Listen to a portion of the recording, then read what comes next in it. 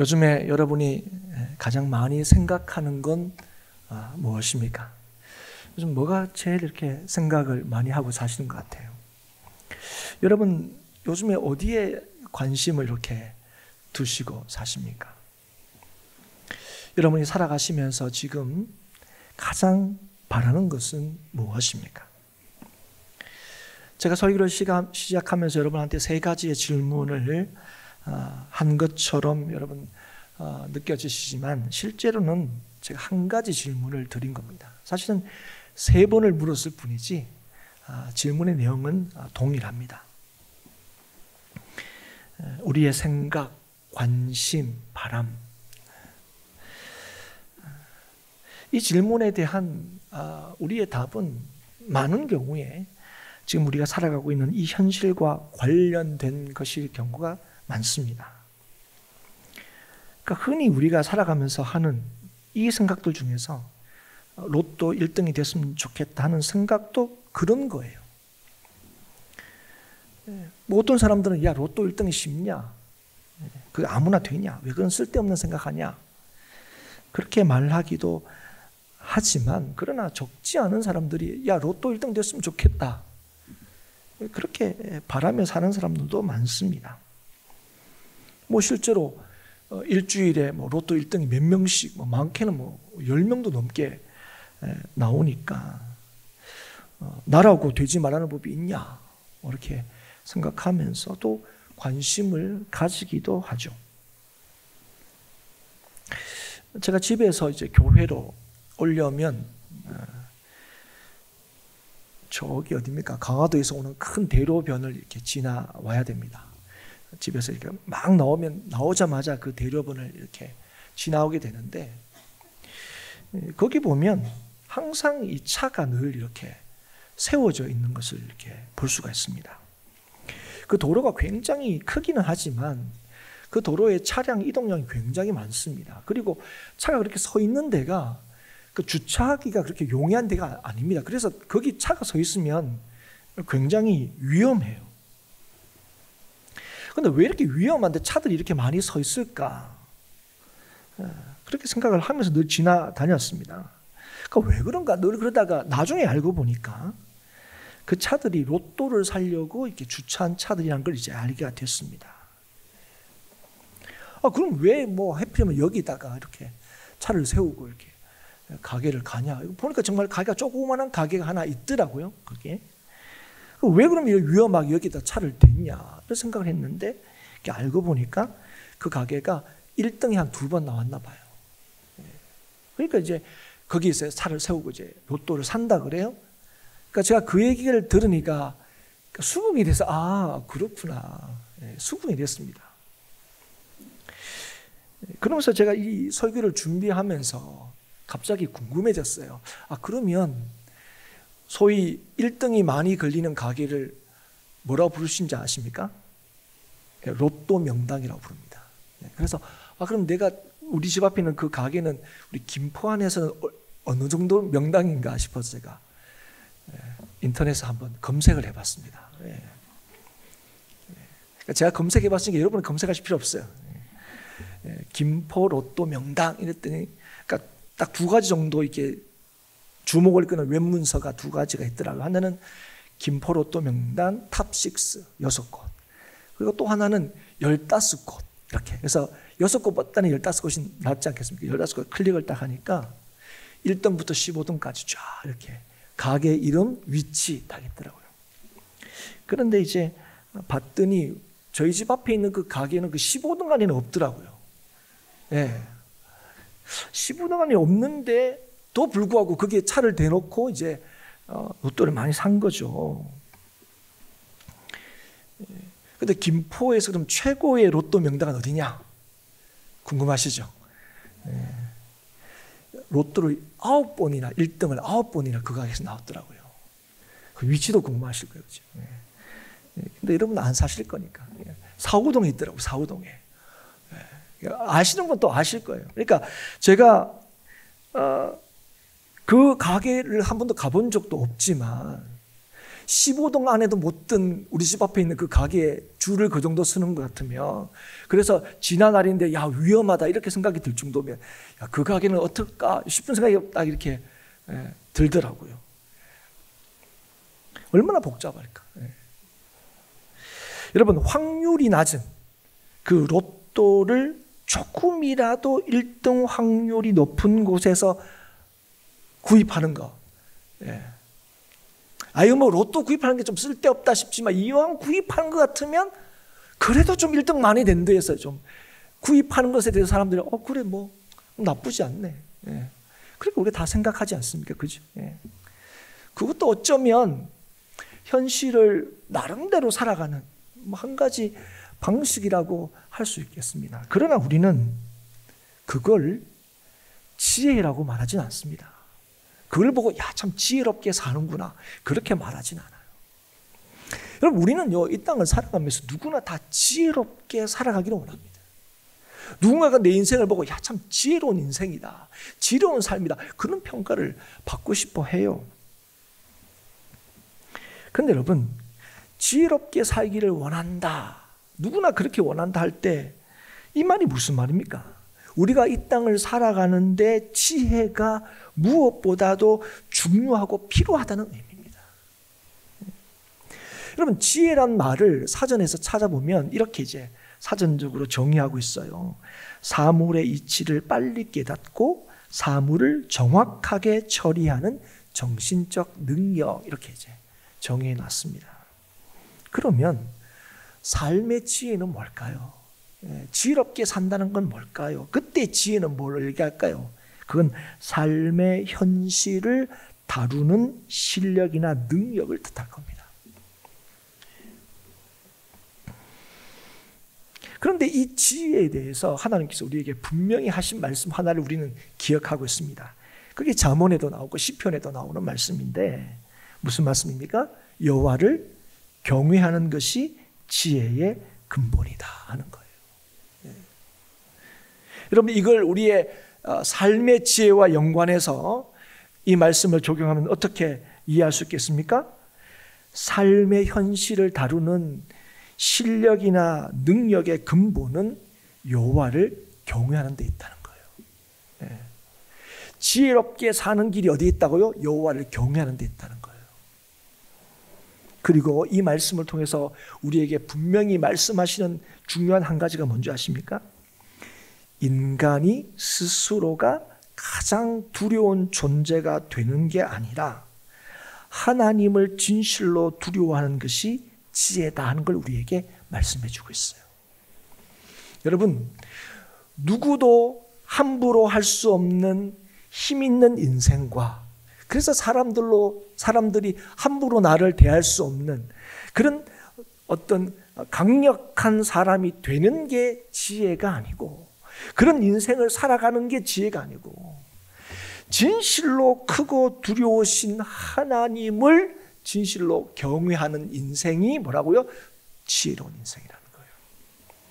여러분, 하나님은 우리를 지으시고 우리의 모든 것을 다스리시는 분이시며, 여호와는 우리를 향하신 주의 뜻대로 이루시는 분이심을 나타내는 이름입니다. 그래서 여러분, 지혜라는 것은 하나님과의 관계에서, 나를 지으신 또 나를 주관하시는 하나님과의 관계에서 자신을 바로 자각하고 이해하는 게 바로 지혜인 거죠. 그래서 내가 누구보다도 강하고 높아지는 것이 지혜가 아니라 크고 높으신 하나님을 인정하고 믿는 것이 지혜다 하는 것입니다.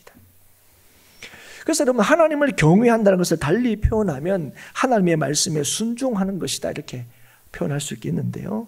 이것은 인간의 존재의 복됨과 온전함이 우리의 뜻을 주장하여 관철함으로 우리의 뜻을 이루는 데 있지 않고 주의 뜻을 쫓고 주의 뜻이 이루는 데 있다는 것.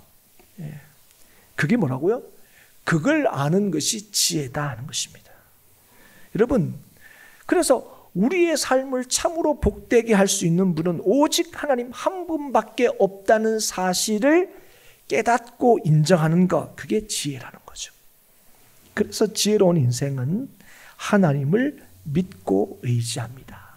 오늘 본문에는 어떻게 말씀하냐면 하나님을 기다린다, 그렇게 말씀하죠. 우리의 뜻대로 이루는 것이 지혜가 아니라 하나님의 뜻대로 이루어지기를 기다리는 것이 지혜다 하는 것이죠. 그래서 22절 이렇게 말씀하시죠. 너는 악을 갚겠다 말하지 말고 여호와를 기다리라. 그가 너를 구원하시리라. 여러분, 우리는 누구나 나를 해치지 못하는 인생을 다 꿈꿉니다. 그리고 누가 나한테 해를 끼치더라도 내가 되갚아 줄 수 있는 인생을 누구나 꿈꾸죠. 그런 인생을 살아가는 게 지혜로운 인생이라고 생각합니다. 그런 인생이 진짜 복된 인생이라고 우리가 믿죠. 그런데 오늘 하나님께서 우리에게 뭐라고 말씀하십니까? 너는 악을 갚겠다 말하지 말라는 거. 여호와를 기다리라 얘기하는 겁니다. 이 말이 뭐입니까? 악을 갚는, 우리가 원수를 갚는 방식이 나에게 있지 않다는 거예요. 누구한테 있다는 겁니까? 하나님께 있다는 거예요. 그래서 악을 갚겠다 말하지 말고 하나님을 기다리라. 내 힘으로 악을 갚는 인생을 지혜롭다 하지 말고 하나님을 기다리는 지혜로운 삶을 살라 하는 것입니다.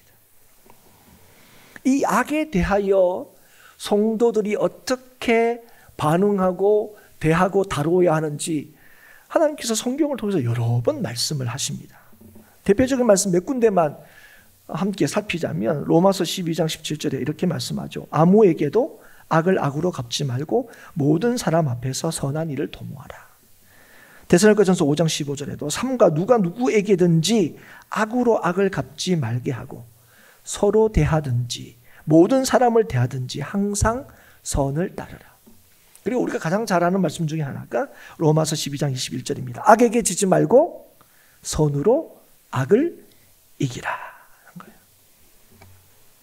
여러분, 이게 악을 갚겠다고, 악을 얼마든지 내 힘으로 갚을 수 있는 인생이 그게 힘 있는 인생이고 안전한 인생이고 그게 지혜로운 인생이라고 여기는 우리들에게 주시는 하나님의 말씀입니다.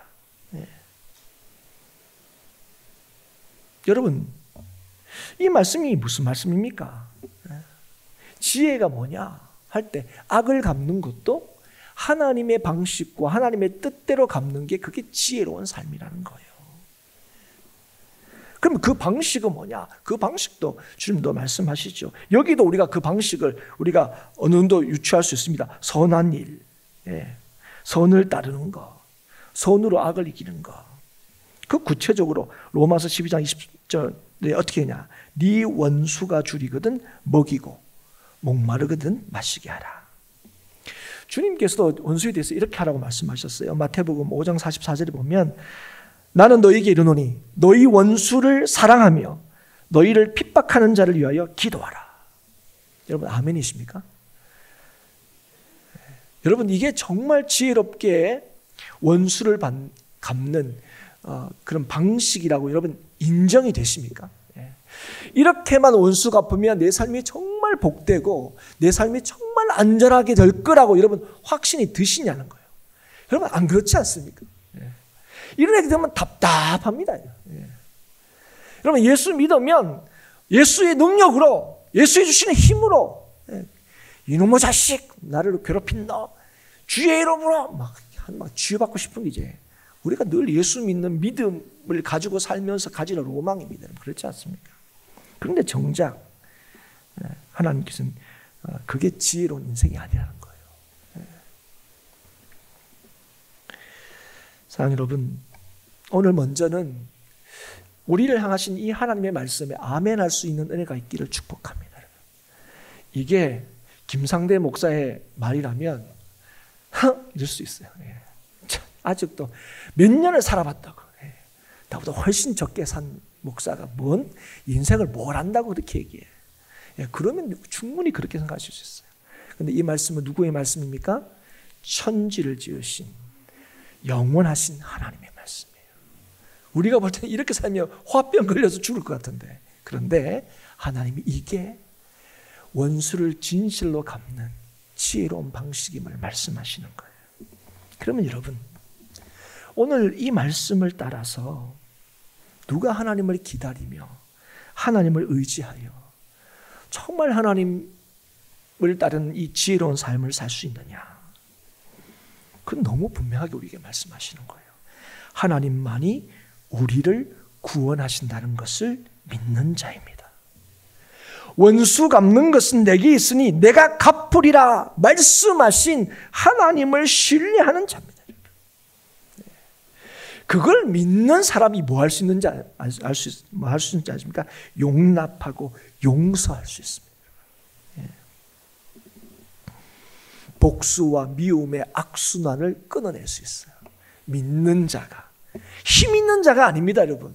능력 있는 자가 아닙니다. 원수 갚는 게 내한테 있다 말씀하신 하나님을 믿고 신뢰하는 자가 이 땅에 평강을 이루며 살 수 있는 거예요. 사랑하는 여러분, 기억하십시오. 하나님만이 우리를 구원하시고 하나님만이 우리를 자유케 하십니다. 이걸 믿는 자들이 오늘도 지혜롭게 살 수 있어요. 담대하게 살 수 있어요. 실패하지 않을 수 있습니다. 우리가 바라는 것이 이루어지는 방식으로 우리는 구원을 얻고 자유를 얻을 수 있는 게 아닙니다. 23절에 보면 이렇게 말씀하세요. 한결같지 않은 저울추는 여호와께서 미워하시는 것이요 속이는 저울은 좋지 못한 것이니라. 여러분, 이 말에 우리는 다 동의할 겁니다.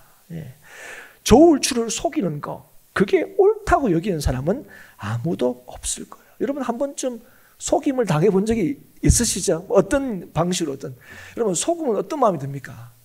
참 기분 참 그렇습니다, 여러분. 그리고 속인 사람들에 대해서 굉장히 이제 욕하죠. 어떻게 그런 걸 속이냐 얘기하죠. 그런데 여러분, 왜 속입니까? 그 사람은 왜 나를 속인 거예요? 그럼 여러분 혹시 누군가를 이렇게 뭐 의도적이든 의도적이지 않았든 누군가를 속이신 적이 있습니까? 여러분, 그럼 왜 여러분 그 순간에 다른 사람을 속이셨습니까? 이유는 분명합니다. 그 속임이 나에게 유익을 가져다 주기 때문에 그래요. 그게 잠시라 할지라도. 그리고 그 유익이 나한테 득이 될 거라고 생각하기 때문이었습니다. 그런데 하나님께서는 이에 대해서 굉장히 분명히 말씀하시죠. 저울추를 속이는 것. 그 남을 속이는 거죠. 남을 속이는 것은 여호와께서 미워하시는 것이다. 이건 하나님께서 인정하지 않으신다고요, 여러분. 여러분, 남을 속여서 이득을 얻는 거는 누가 인정하지 않으신다고요? 하나님이 인정하지 않으신다. 하나님이 어떤 분이신데요? 세상을 지으시고 세상을 다스리시고 세상을 판단하시고 결정하시는 분이세요. 하나님이 그거 인정하지 않으신다고요. 그러면 하나님이 뭘 인정하실까요? 그건 너무 분명하죠. 하나님이 좋아하시고 기뻐하시는 거예요. 그거 하나님께서 인정하시는 거예요. 그러니까 하나님께서 인정하시는 게 왜 중요합니까? 하나님이 이 세상을 창조하셨거든요. 하나님이 지금도 이 세상을 다스리시거든요. 이 세상의 모든 것의 최종 결정권자가 누구십니까? 하나님이시거든요. 그래서 진정으로 우리를 유익하게 한 게 뭡니까? 하나님께서 인정하시고 하나님께서 기뻐하시는 거예요. 그래서 여러분, 지혜가 뭡니까? 여러분, 속지 않는 것도 지혜일 수 있어요. 그런데 여러분, 속지 않는 게 지혜가 아니라 속이지 않는 게 지혜인 줄 깨달으시기 바랍니다. 어떤 식으로 해서든 많이 모으는 게 지혜가 아니라 당장은 손해보는 것 같지만 하나님을 기다릴 줄 아는 사람이 하나님을 기다릴 줄 아는 것이 지혜라는 사실을 기억할 수 있기를 축복합니다. 어떤 방식으로든 내 힘을 키우는 것이 아니라 진짜 크시고 능력 있으신 하나님을 의지하는 것이 지혜라는 사실을 잊지 않을 수 있기를 주의 이름으로 축복합니다.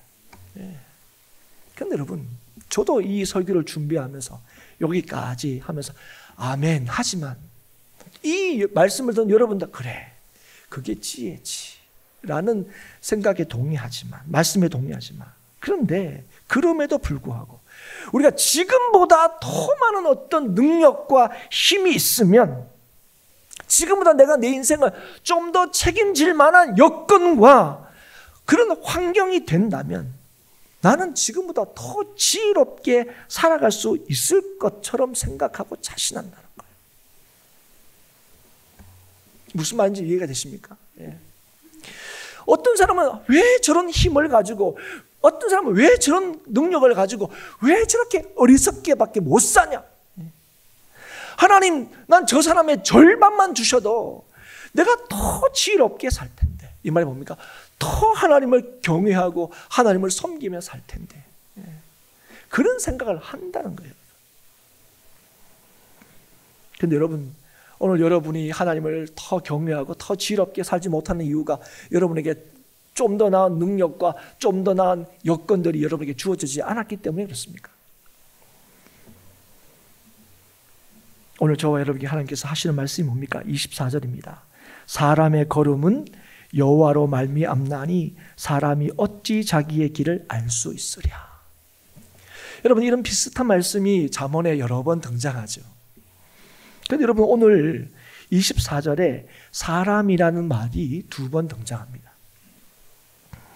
그런데 히브리어 원문을 보면 이 사람이라는 이 2번의 단어가 다르게 쓰여지고 있다는 것을 보게 됩니다.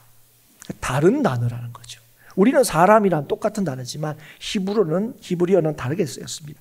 앞에 사람의 걸음 할 때 이 사람은 게베르라는 단어를 쓰고 있고요. 뒤에 사람이 어찌 할 때 그 사람은 우리가 잘 아는 단어 아담이라는 단어를 쓰고 있습니다. 게베르는 그러면 어떤 때 쓰는 거냐? 가장 힘이 있는 남자와 관련할 때 쓰는 말입니다. 이 사람 할 때. 그냥 사람이 아니에요. 유능하고 능력 있는 사람을 가를 때 이 게베르라는 단어를 씁니다. 그리고 아담은 뭡니까? 하나님의 형상으로 지어진 사람을 뜻해요.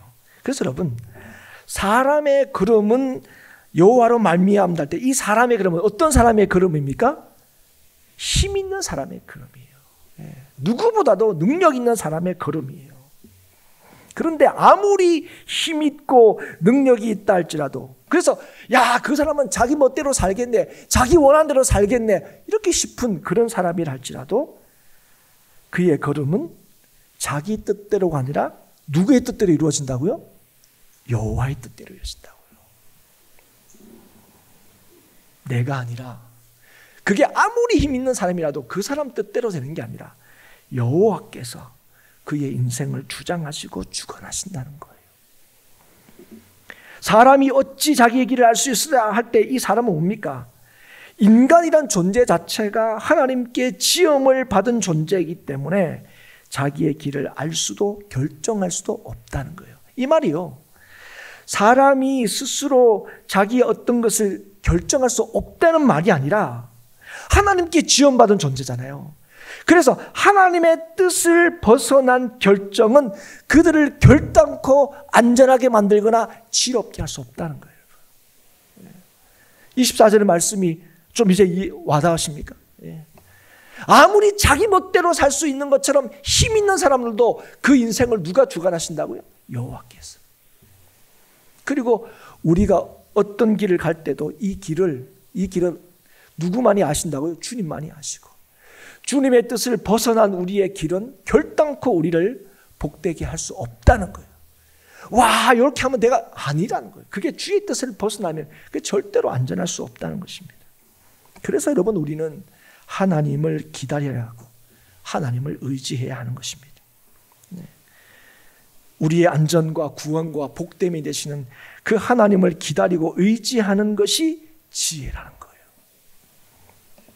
그래서 여러분, 내가 모든 것을 할 수 있는 능력을 갖추는 것이 지혜가 아니라 모든 것을 주님 안에서 할 수 있다는 것을 믿는 것이 지혜임을 알 수 있기를 축복합니다. 그래서 여러분, 인간의 지혜는 우리가 피조물이라는 것, 우리의 자신의 한계를 아는 것, 그래서 하나님만으로 내가 복되고 온전해질 수 있는 존재라는 것을 인정하고 아는 데 있습니다. 오늘도 이 아침에 저와 여러분이 하나님 앞에 나와 주의 말씀에 귀를 기울이고 주의 말씀에 인도하심을 받고 주의 은혜가 있기를 오늘도 구하는 까닭이 여기에 있습니다. 여러분, 여기에 있습니다. 그 인생이 그래서 복된 거예요. 그래서 오늘도 하나님께서 우리에게 말씀하시는 것, 여호와를 경외하는 것이 지혜의 근본이다. 인생의 복됨은 주의 뜻을 따라 모든 것을 바라고 선택하고 결정하는 것입니다. 이 일에는 하나님을 믿고 기다리는 지혜가 있어야 합니다. 그렇지 않으면 아무리 하나님을 섬기는 일이라 할지라도 결코 지혜로운 일이 될 수 없습니다. 25절에 함부로 이 물건은 거룩하다 하여 소원하고 그 후에 살피면 그것이 그 사람에게 덫이 되느니라. 무슨 말입니까? 하나님께 구별하여 드리는 일이라 할지라도, 야, 이건 하나님께서 너무 좋아하시는 일이야, 이건 하나님께서 너무 기뻐하시는 일이야, 그런 일이라 할지라도 이 일에 하나님을 의지하지 않으면, 하나님의 뜻을 구하지 않으면, 그래서 내 뜻대로 함부로 행하면 그 일은 복이 아니라 화가 될 것이고 그 일은 우리의 삶의 득이 아니라 덫이 될 거라고 말씀하시는 거예요.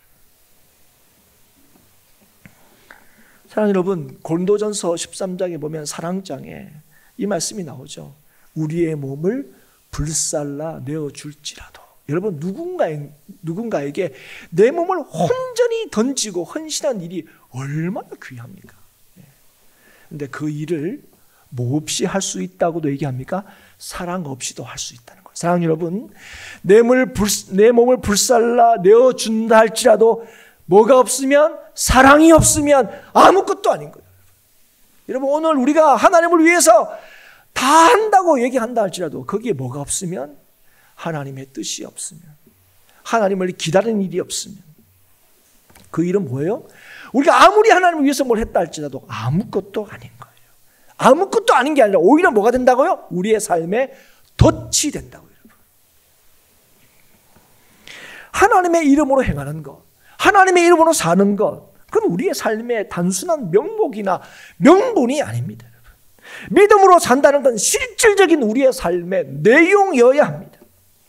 예수님이라면 어떻게 하셨을까 하는 건 그냥 예수 믿기 때문에 한 번씩 던져볼 수 있는 질문이 아닙니다.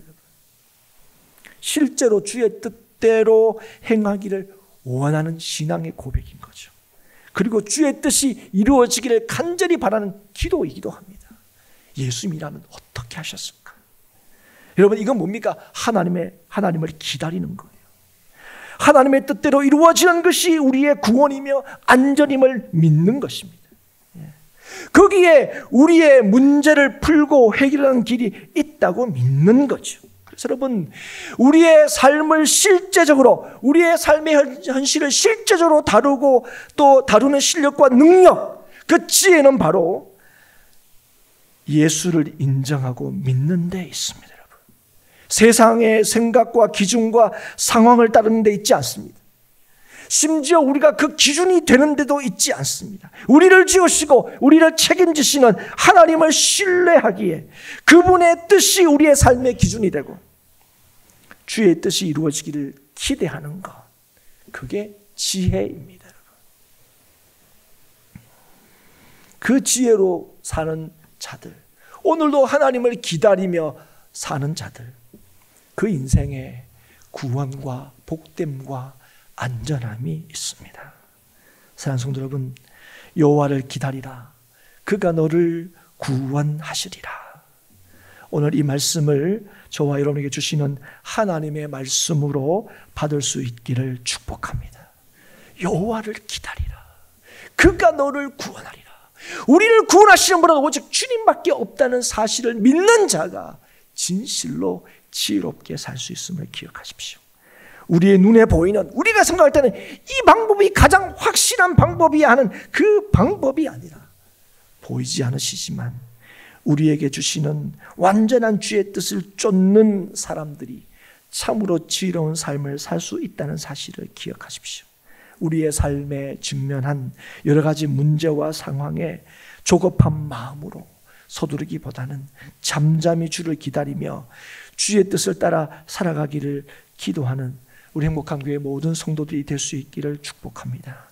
그리하여 주님 안에서 약속된 안전함과 복됨과 담대함을 누리고 또 변함없는 하나님의 구원의 역사하심을 기대하는 소망의 삶을 매일매일 살아갈 수 있기를 다시 한번 주의 이름으로 축복합니다.